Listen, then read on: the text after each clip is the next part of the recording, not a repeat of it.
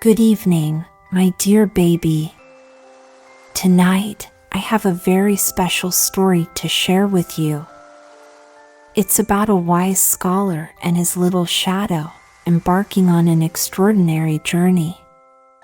In our story, the little shadow sets off on a unique path, learning to be brave and independent, discovering a world anew. But most importantly, it teaches us the value of friendship and being true to ourselves. Now, let's all lie down, hug your teddy bear tight, close your eyes, and gently drift into dreamland with this heartwarming tale. Let our hearts follow the scholar and his little shadow in our dreams, learning to cherish and love every companion around us. Are you ready? Let's begin this wonderful journey.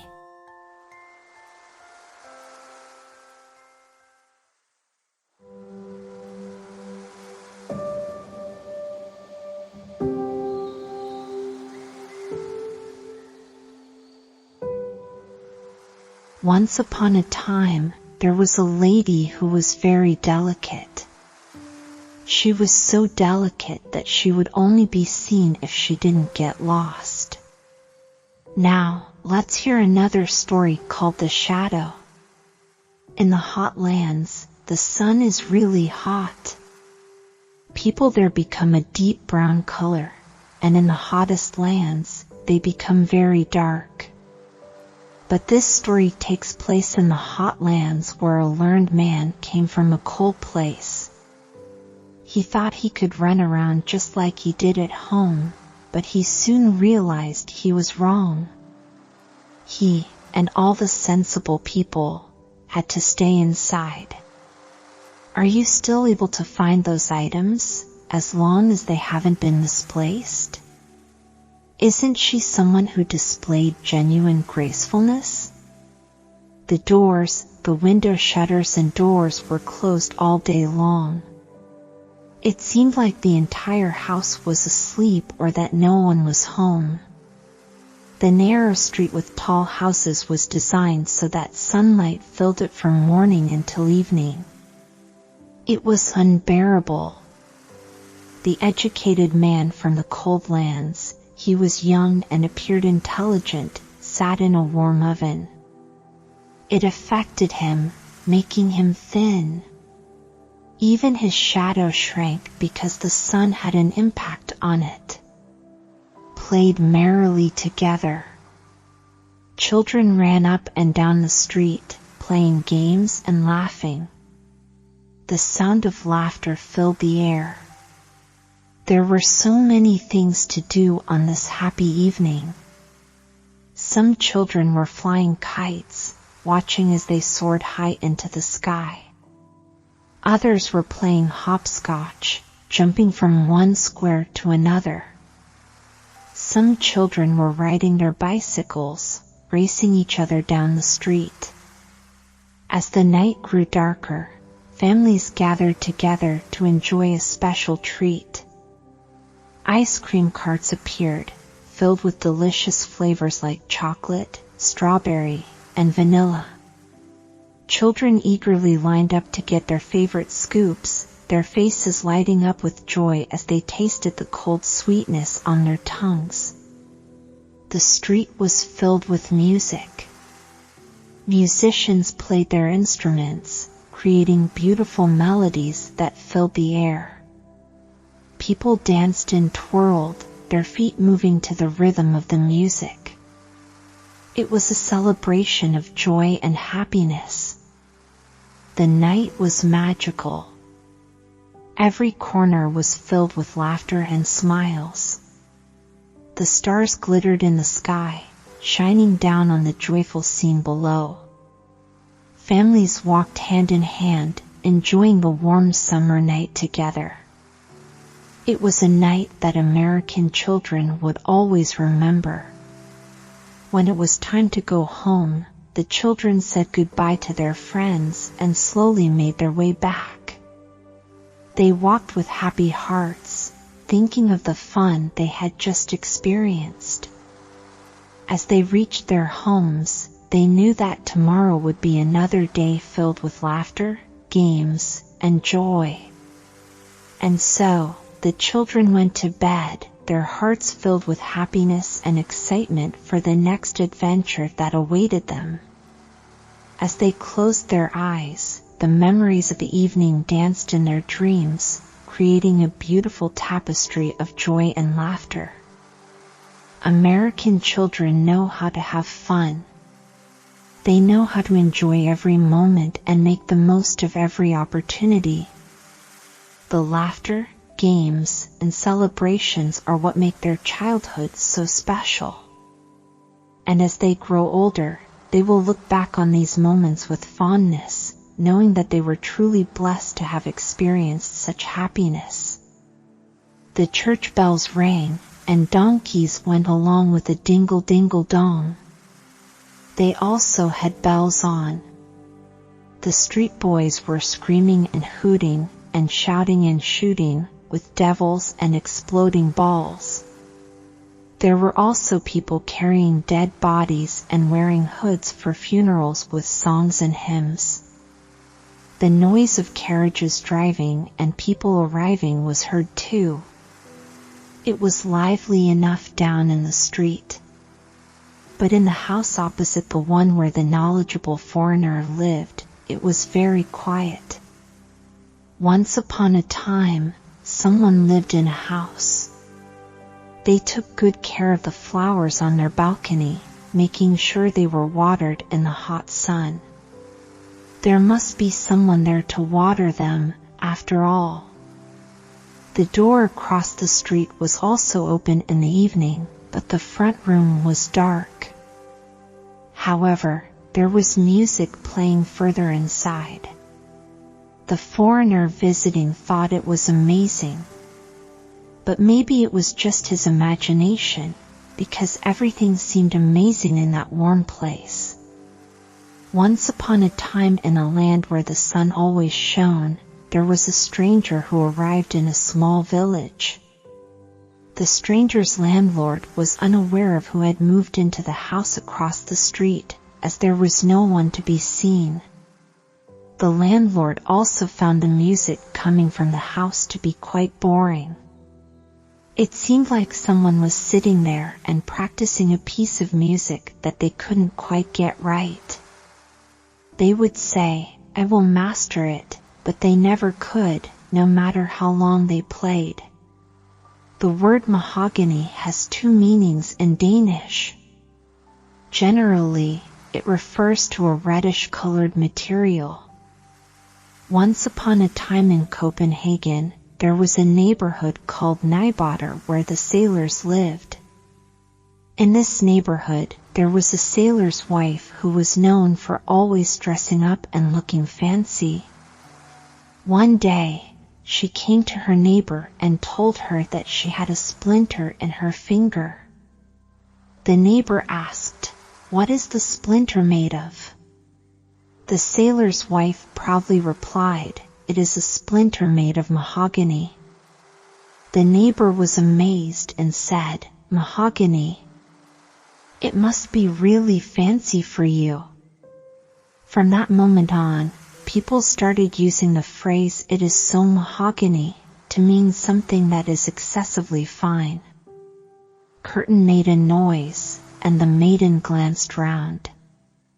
The stranger felt as though he had been discovered spying, so he crept back. However, he still continued to peep forth, and the longer he looked, the less could he resist his inclination to go nearer.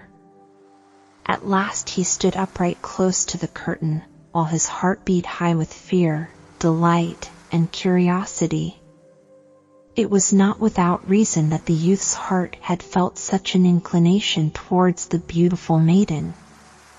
When a small child, his mother had placed him for a few minutes on the neighbor's balcony, and there he had seen the little girl who had charmed him so with her beautiful blue eyes and curly golden hair, while she held out both her hands to him. But then he had been laid in his cradle and was soon lulled asleep by sweet music, and when he awoke again, he had been unable to speak distinctly of what he had seen. he suspected, even, that it was nothing but a dream. But ever afterwards had he retained a deep remembrance of this, and of the beautiful maiden, from whom he had to separate himself when already held so close to her in his arms. Whilst he thought upon this, the stranger now stood behind the curtain, intrigued by the sight of the maiden. As he watched, he perceived an invisible hand drawing aside, as it were, one half of the abdomen of a bee, and beckoning to him. He therefore stepped forth, as though impelled by a spell, only glancing back at the strangeness of the occurrence. In the passage without burnt a light, so he entered the well-known room brightly lightened by the morning sun, stood before the little rose bush and the maiden. He now saw that even she belonged to the race of insects, which he had admired only a short time before in the grotto. A pair of golden-edged wings projected upwards from their slender abdomen. These they moved quickly, and thus they could sustain themselves in the air. All around the body every joint was movable, so that they could put their long legs, which were longer than their body, into every posture they pleased. The maiden was gone. The flowers no longer shone, but they still stood fresh and blooming as ever. The door was slightly open, and inside, the music played softly and delightfully. It was like being under a spell. Who lived there? Where was the entrance? The entire ground floor consisted of shops, so people couldn't always go through. One evening, the stranger sat on the balcony. The light was on in the room behind him, creating a warm atmosphere. It is natural for his shadow to be on his neighbor's wall across from him. Yes, it is sitting there, right in front of the flowers on the balcony. And when the stranger moves, the shadow moves too, because that's what shadows do. I think my shadow is the only living thing you can see over there, said the smart man. Look how it nicely sits between the flowers.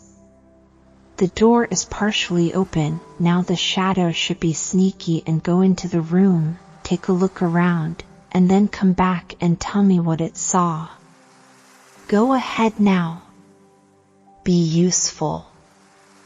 Hey, do me a favor, he said jokingly. Come in. Now. Are you leaving? And then he nodded to the shadow, and the shadow nodded back. Okay then, go. But don't stay away. The stranger got up, and his shadow on the neighbor's balcony got up too. The stranger turned around, and the shadow turned around as well. Yes. If someone had been paying attention, they would have seen clearly that the shadow went inside through the half-open balcony door of the neighbor across, just like the stranger went into his own. The learned man had his own room and closed the long curtain behind him. The next morning, he went outside to drink coffee and read the newspapers. He noticed something strange in the sunlight and exclaimed, "What is that? I don't have a shadow. It disappeared last night and hasn't returned. This is really annoying." He was upset, not just because his shadow was gone, but because he knew there was a story about a man without a shadow. This story was known to everyone in his hometown in the cold lands. If the learned man were to go back there now. Once upon a time, there was a man named Peter Schlemmel who had a very unusual problem. You see, he didn't have a shadow. People would notice this strange thing and they would say that he was copying it, even though he didn't need to. So, he decided not to talk about it and kept it to himself. One evening, he went out onto the balcony. He placed a light directly behind him because he knew that the shadow would always hide behind its owner. But, no matter what he did, he couldn't get his shadow to appear. He tried making himself small, and then big, but still, no shadow showed up. He even said, "Hem, hem," to try and summon it, but it was no use. He felt quite sad about not having his shadow, but he didn't give up. He continued to search for his missing shadow, hoping that one day it would come back to him. It was frustrating, but in the warm places everything grows fast. After 8 days, he saw a new shadow in the sunlight and felt happy. In 3 weeks, his shadow became pretty good. As he traveled back to his home in the north, the shadow kept growing bigger and longer, until it was more than enough. The smart man returned home and wrote books about true things in the world and good things in life. And what was beautiful, and there passed days and years, yes. Many years passed away. One evening, as he was sitting in his room, there was a gentle knocking at the door. "Come in," said he, but no one came in, so he opened the door, and there stood before him such an extremely thin man, that he felt quite strange. As for the rest, the man was very nicely dressed. He must be a gentleman. "Whom am I speaking to?" asked the educated man. "Yes." "I thought so," said the well-dressed man. "I thought you would saunter in here. I am the devil. Allow me to introduce myself." "Oh," said the learned man. "Do you really exist? I always thought you were just a funny story." "I exist, indeed," replied the devil, very seriously. "But now let's talk about you. You are a great scholar, no doubt." "Certainly," replied the learned man.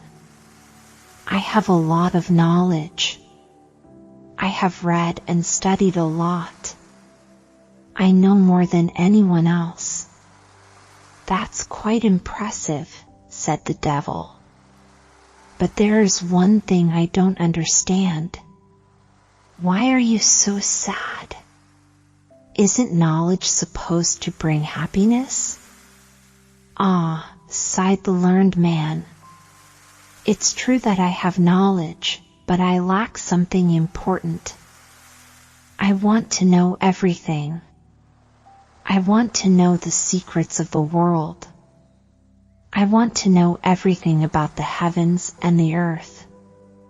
Only then will I be truly happy." The devil looked at the learned man with curiosity. "You want to know everything? Well, I can help you with that. I can give you the knowledge you desire. In exchange, you must give me your soul. Deal?" "My soul?" gasped the learned man. "But what will happen to me if I give you my soul?"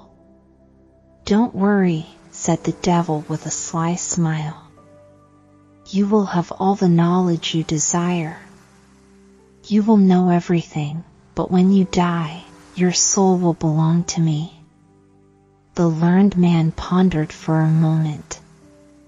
He desired knowledge above all else, but the thought of losing his soul troubled him.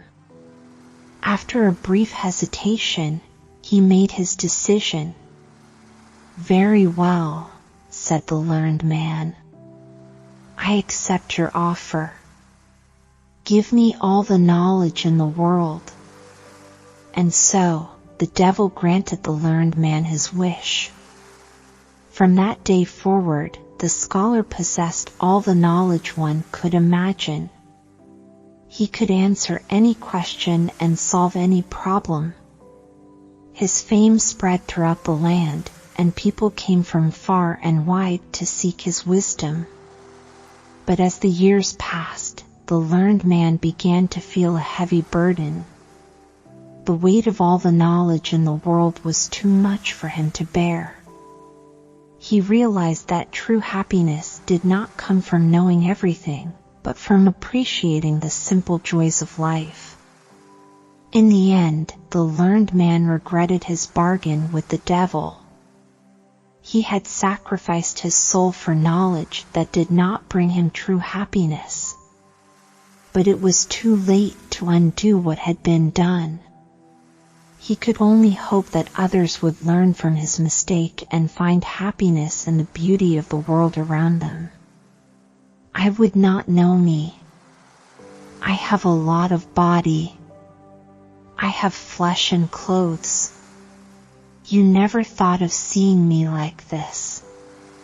Do you not know your old shadow? You thought I would never come back. Things have gone well for me since I saw you last. I have become very well off. Should I buy my freedom from service? I can do it. And then he showed a lot of valuable seals that were on his watch, and he put his hand on the thick gold chain around his neck. Nay. The man's fingers sparkled with diamond rings, all of them pure gems. The learned man was astonished and asked, "What does this all mean?" The shadow replied, "It's something ordinary, isn't it? But you, as you know, are not ordinary. And I, since I was a child, have followed in your footsteps. Once you realized I was capable of being on my own, I went my own way. I am in a very good situation now, but I felt a desire to see you again. Wouldst thou give me? Art thou not as good as free? I ask nothing from thee."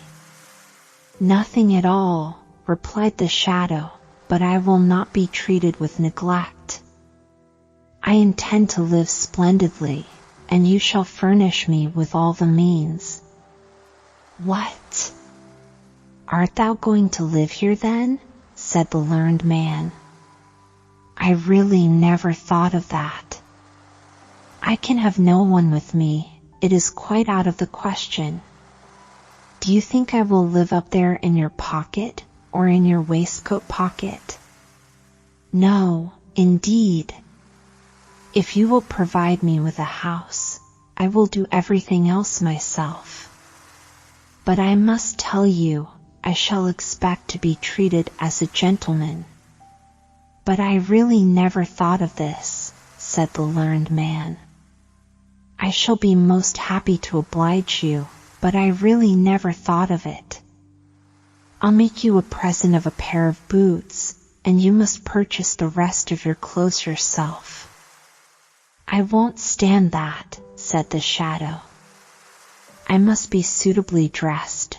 I will have linen and silks, furs, and everything else that is handsome."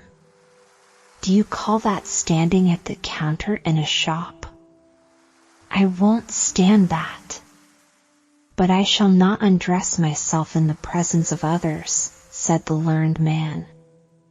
"Certainly I will," replied the shadow. "It is not pride on my part.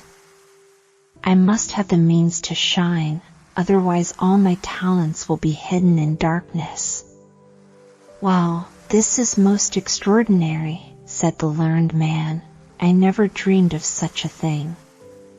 Perhaps, however, I might get a situation for you as keeper of an insane asylum. You see, I can't do more for you." "No," replied the shadow, "I don't wish for a situation. I'll be master, and you shall obey me. Do you hear?" "What?" cried the learned man. "This is going too far. What's debt all about?" Talk about it. Be as free as everyone else. I'm so happy to hear about your good luck. Sit down, my old friend, and tell me what's been happening to you and what you've seen at our neighbor's place across the street in the warm lands. Sure, I'll tell you all about it, said the shadow, and sat down. But you have to promise me something too. Promise that, no matter where you see me, you won't tell anyone in town that I used to be your shadow. I plan on getting engaged because I can take care of more than one family. Don't worry about that, said the smart man. I will not tell anyone who you really are. Here is my hand, I promise it, and a man's promise is his word. A promise is like a shadow, said the shadow. And like a shadow, it must speak. It was really surprising how much like a person it looked. It was wearing all black clothes, made from the best fabric. It had shiny black shoes and a hat that could be folded, so it had no top or brim.